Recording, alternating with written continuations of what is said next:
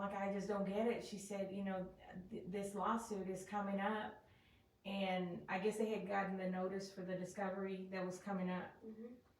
And Alec came up to the dresser and, don't you worry about that, Maggie. I got it. They ain't getting, you know.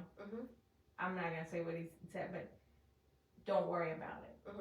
And so he knew that Maggie was asking, but he always kind of like squashed things, you know, and made her feel like, I got it.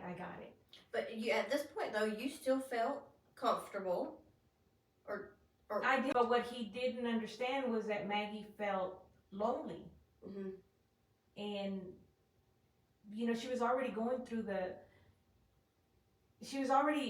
dealing with the fact that the friends that were always, you know, all the group, you know, that she always had around her were gone. They were gone.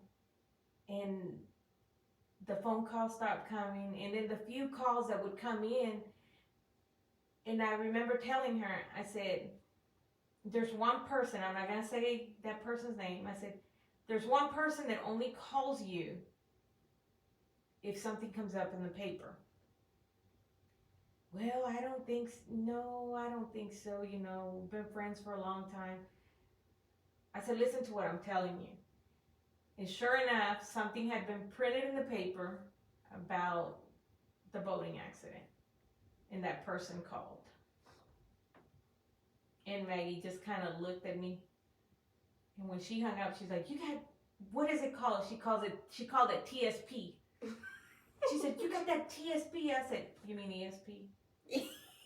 And she's like, yeah, whatever, you know. And that's just the way I said, I'm telling you, I said, people you think that are coming around you, I said, it's things changed.